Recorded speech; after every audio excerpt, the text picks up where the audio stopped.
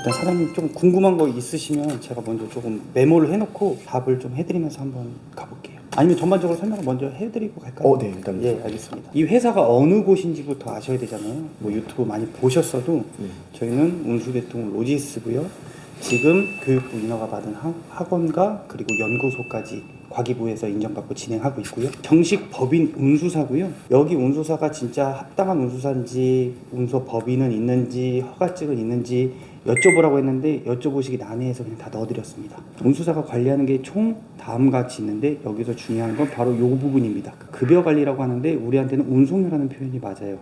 그래서 약속한 운송료가 내가 진짜 약속을 지켰음에도 잘 나오는지 그걸 보셔야 되고, 다음에는 물량. 내가 아무리 좋은 물량을 하더라도 나는 수입을 벌러 왔습니다.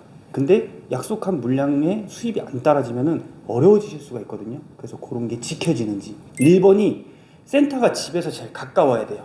그래야 내가 회전수를 올릴 수 있거든요. 근데 센터가 너무 멀다 그러면은 내 지역으로 들어와 줘야 되는 게 배송일입니다. 그래야 퇴근하고 바로 들어갈 수 있으니까요. 그래서 센터가 가까운 게 1번, 멀다 하면 내 지역으로 들어가야 된다. 이렇게 보시면 돼요. 제가 회사를 방문해 주세요 하는 거는 이렇게 서로 커뮤니케이션을 통하는 것도 있지만 회사 규모를 보시라는 겁니다. 이 회사가 내가 앞으로 10년, 20년 나한테 운송료를 줄 수 있는 곳인지, 정말 원청을 맺고 있는 곳인지, 이런 것들 보라고 말씀드린 거고요. 차량 판매는 절대 강요하지 않습니다. 제가 오늘 영상 하나 올라갈 건데 5분부터 한번 말씀드릴게요. 반드시 이 차량을 해주셔야 됩니다 라고 하면은 이 차량의 알맹이를 열어보면 그냥 엔카만 검색해봐도 바로 나오거든요. 뭐 2천만 원짜리 차량인데 이 차 4,400입니다. 이렇게 해서 그런 것들을 영리하게 거기다 막 넣더라고요. 그래서 그렇게 계산하지 마시고 이게 세부적으로 다 나눠지실 수 있으셔야 돼요. 그래서 여기가 더 합리적이구나, 여기가 더 합리적이구나. 나중에라도 타 운수사 가서 확인하실 때 그런 세부적인 항목을 담을 수 있으셔야 돼요. 영상을 왜 찍냐? 말이 좀 달라졌어요. 그럼 계약 파기도 될 수 있어야 됩니다. 그래서 그런 거 다 해드리는 거고, 여기까지만 진행할 겁니다. 편하게 진행하시면 되고, 상담, 선탑, 그리고 면접을 보자는 센터도 있어요. 다이소 같은 경우.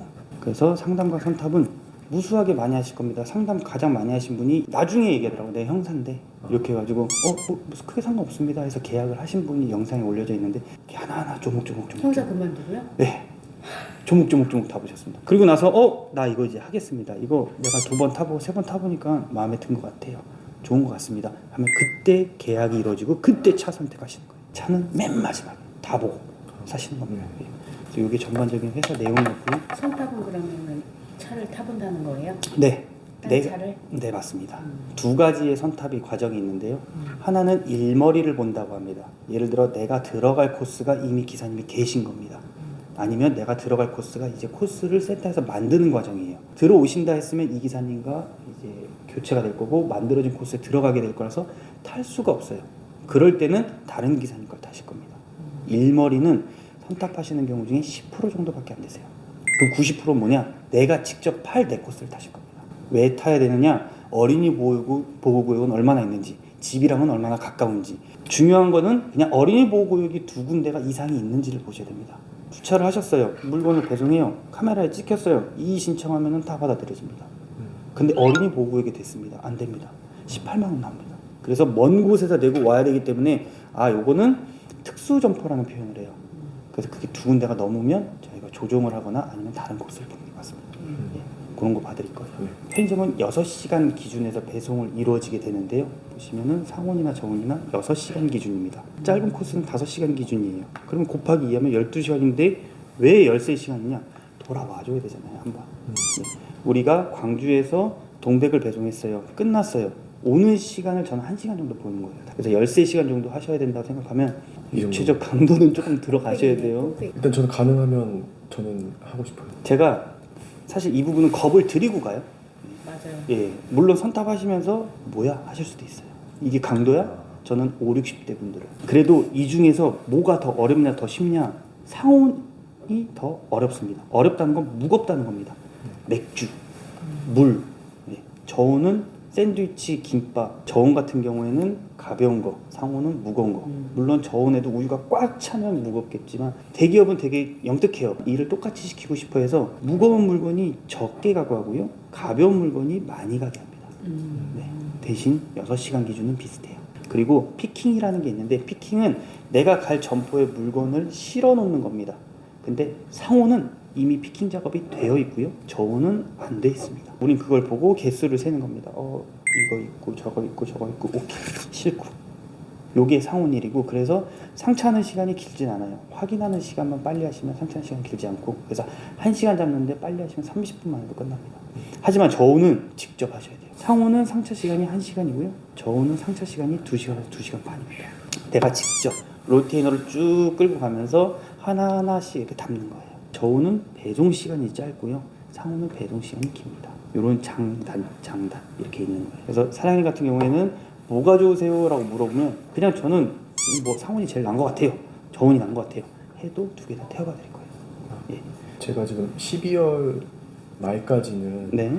하던 일이 있어가지고 네. 그거 마무리하면은 1월 초부터는 아무 때나 막 가능할 것 같고 근데 1월 5일은 제가 그 화물 운송 자격증 시험이 있어가지고 우리는 화물 운송 종사자 자격증 운전면허라고 보셔야 됩니다. 화물 일을 하기 위해 운전면허인데 그게 없으면 투입이 안 됩니다. 예. 제가 여기다 뭘 써놓을 거냐면 예약 날짜를 써놓을 겁니다. 1월 5일 날 예약을 하셔서 의지가 있으신 분입니다. 이렇게 표현을 할 겁니다. 예. 가장 큰 차이가 두 가지인데요. 휴무일입니다. 상호는 매주 일요일 날 쉬고 저호는 조율해서 쉬셔야 돼요. 이런 경우도 있습니다. 나 가족들과 여행을 다 가고 싶은데 그러면 상호는 그게 좀 어려워요. 그래서 대타를 구해야 됩니다. 저호는 그게 없어도 돼요. 왜냐? 내가 4일을 쉬면 되니까 1, 2, 3, 4 이렇게 쉴게요. 그리고 1, 2, 3, 4 이렇게 해서 8일 쉬겠습니다. 해도 됩니다. 그렇게 붙여서도 아무 때나 사용 가능. 네. 2일 쉬고 3일 쉬고 4일 쉬고 다 일할게요. 해도 됩니다. 저호는 또 그런 장점이 있어요. 무단은 엄청 큰 일이라고 보셔야 돼요. 그럼 저희가 연락을 합니다. 안 받으세요. 무단으로 안 나오신 거예요. 그럼 저희는 그냥 외부 용차를 불러요. 30에서 40만 원입니다. 네, 미리 얘기를 해주셨어요. 그러면 저희가 다 조율을 할 겁니다. 근무 형태에 대해서 말씀드리면 상온 같은 경우에는 쭉 이어서 일을 할 수 있어요. 저온 같은 경우는 이게 좀 어렵습니다. 냉각기가 돌아가 있는 냉동 창고다 보니까 하루에 딱 2번 열어요. 05시, 17시 이렇게 딱 2번 엽니다. 만약 05시에 들어가서 내가 6시간 하게 된다면 11시나 12시가 되실 거고요. 그럼 내가 요거 끝나고 나서 여기에 들어가야 됩니다. 5시에? 예, 요거 끝나는 시간은 당연히 23시에서 24시가 되겠죠. 잠과의 싸움이 있어요. 그래서 저온 기사님들은 진짜 코앞에 있는 센터거나 아니면 배송지가 완전 내 집으로 떨어져야 돼요. 아침에 아이스크림 유제품들 넣고요. 저녁에 김밥 샌드위치 넣고요. 네, 그래서 저녁에 가면 김밥 샌드위치가 꽉 차 있는 게 그 이유입니다. 자, 우리가 일을 합니다. 첫 번째, 내가 본배송이라는 걸 해요. 내가 받은 하나의 코스. 두 번째가 본배송 플러스 지원 배송이라고, 어디는 추가 배송이라고 합니다. 내 차의 물량을 안전상 80%만 실어주세요 라고 했는데 80%가 넘게 점주가 주문할 수도 있습니다. 그러면 그 나머지 퍼센트를 옆에 있는 차가 해줍니다. 이게 추가 지원 배송이에요. 추가 지원 배송은 일반 운송료보다 조금 높아요. 두 번째가 추가 지원 배송을 받으실 건데 본 배송에서 추가 지원 배송 가시는 거는 길지 않습니다. 3개월 정도 되실 거예요. 그 다음 해가 본 배송 플러스 0.5회전이라고 합니다. 내가 받은 코스가 이 코스를 기사님 한 분을 해야 되는데 그냥 딱 반을 자릅니다. 이거 같은 경우는 고정되어 있는 겁니다. 대신 수입은 추가 지원 배송보다 낮아요. 대신 내가 항상 고정으로 가기 때문에 좀 편하다고 생각하시죠. 그 다음에 네 번째가 본배송 플러스 본배송에서 2회전을 받으시는 겁니다. 그래서 이렇게 배송을 하시는 분이 어느 정도 수입이 되는지, 가볍고 잠가의 싸움이냐 아니면 바로 이어서 할 수 있는 배송이냐. 저희 배송하시는 기사님들이 한 140분 정도 계시는데 젊은 분들이 한 50%가 넘습니다. 20대도 있어요.